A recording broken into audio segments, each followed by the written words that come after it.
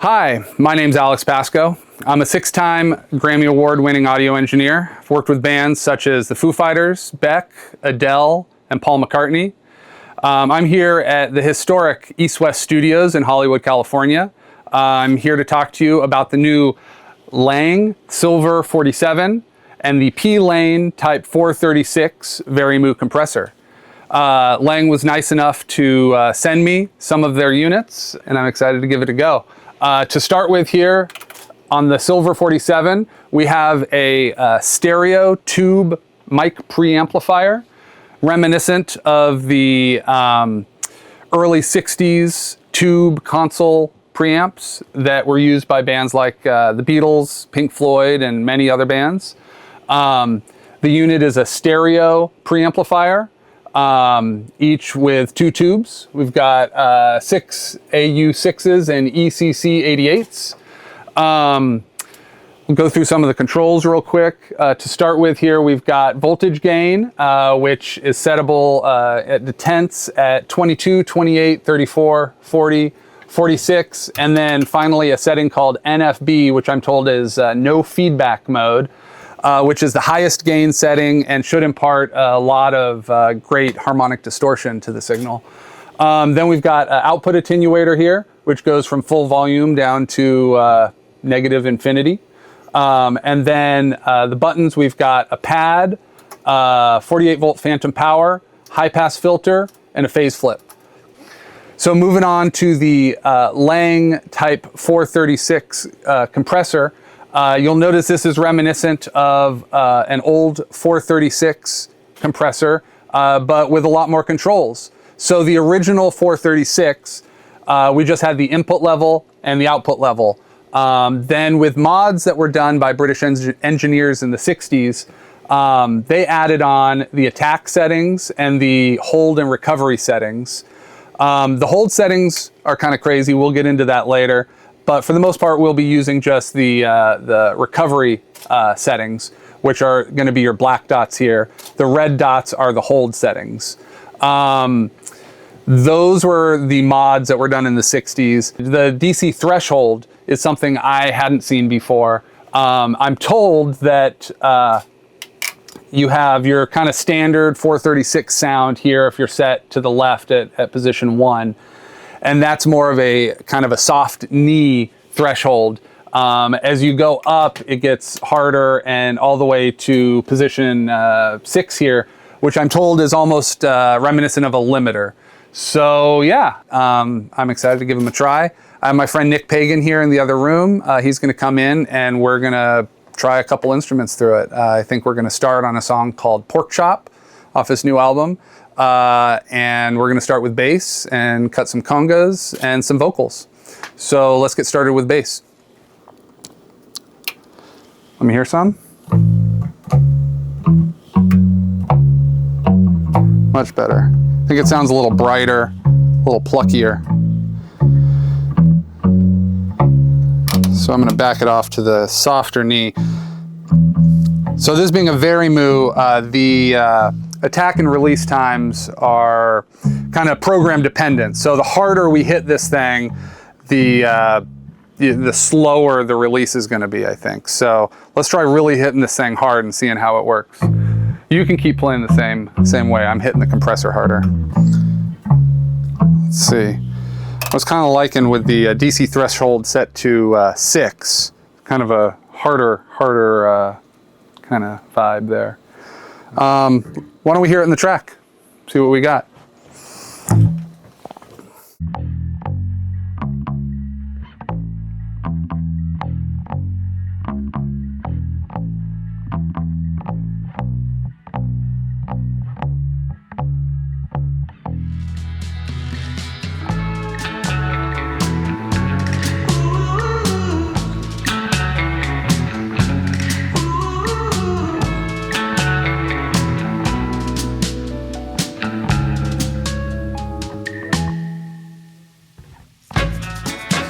Okay, so right now I've got Nick in the live room. I've got two Coles 4038s as overheads on the Congas.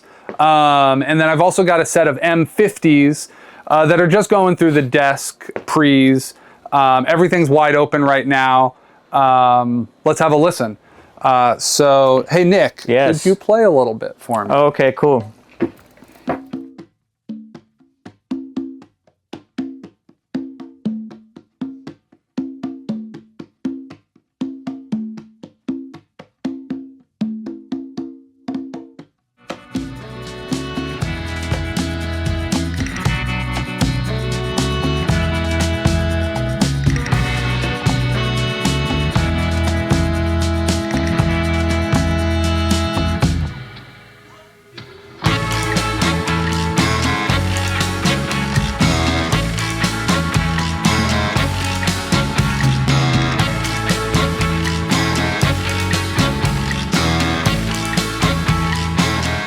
So now we got Nick in the vocal booth. He's on a U47. U47 right now going into the SILVERR 47, the first channel here. Inserted, I believe on the desk, we have the P.LANE 436 as we've been doing. So I'm gonna go ahead and run it. Oh, I'm also capturing one of the great chambers that they have here at EastWest. I mean, we are in the Pet Sounds room, so as you do. So, okay, Nick, I'm gonna run it and I'm gonna get a sound as we kind of do this first pass. Sounds good. Cool. How much longer can you lie? How much longer can you lie to yourself? You're an igloo in July. Everything is cool. Everything is cool until the heat comes pounding down and you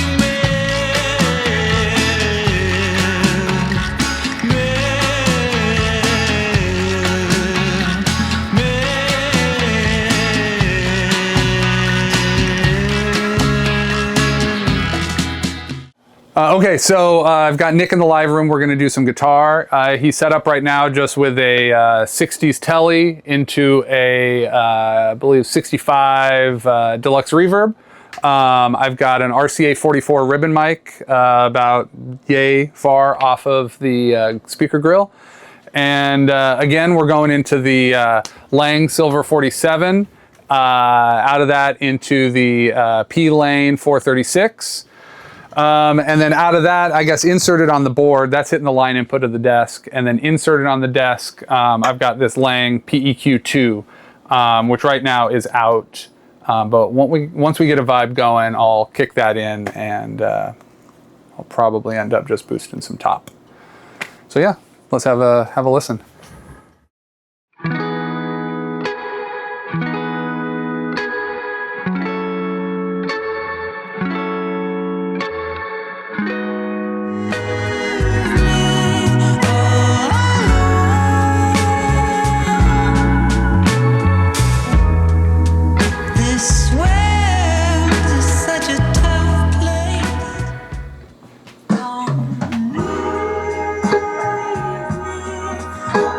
Maybe I'll increase the reverb on the amp just a little bit. What's great when you're really slamming a vari-mu compressor like this on a guitar is you can really get the attack of the guitar to come through and it slams back the reverb and then kind of lets it bloom, which is a pretty cool effect.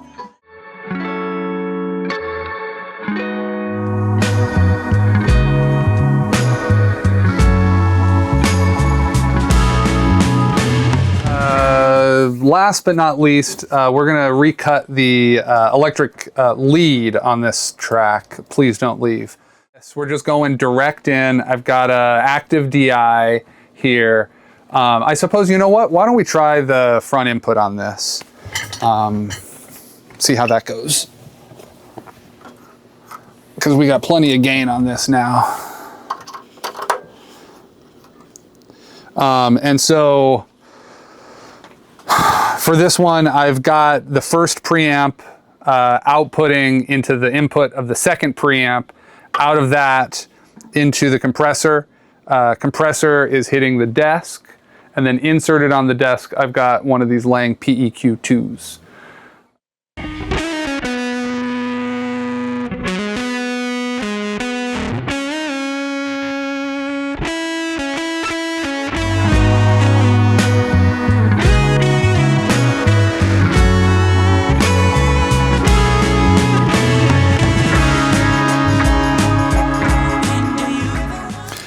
All right, so that was fun. I think we should just recap a little bit about what we just captured. Yeah, we started with Pork Chop. Nick played some bass in here. My feelings on that, I thought the bass sounded great. We started using the front input here. And on that particular bass, with those pickups, I didn't think that the pickups were being loaded correctly, the right impedance for that. Would probably be great for synths or a pedal, something like that. Something that had a buffer in front of it. We were just going with the bass direct in to the front. And it was just a little soft. And that's kind of overall one of the things I've noted, which I guess is standard for tube preamps of this era. Using the DI, it was great. Had plenty of gain. The compressor sounded great. It's interesting bouncing around on this compressor, and in general, especially with compressors I don't actively know as I'm learning them, I just start twisting knobs and wait until you hear something that sounds good. And then you hear it in the track and you realize maybe it doesn't sound great. You play the track back again, you tweak it a little more, and you settle on something. I'm starting to get a vibe, a little bit of a handle for the settings. I found myself hovering a lot around this number 2 recovery. So a faster recovery, but not the super fast. The super fast, I want to say I was using on Congas, which was the second thing we recorded. Congas sounded great right out of the gate. We had the two 4038s as close overheads. Those were hitting the Silver 47. And then out of the Silver 47s, each into one of these 436s. Great sound, nothing crazy, just standard compression just to kind of level out Nick's playing. After that, we got into vocals. I could see with the vocals, especially with the 47, which is kind of a hotter output mic, the vocals could really start to distort this mic pre, which could be cool.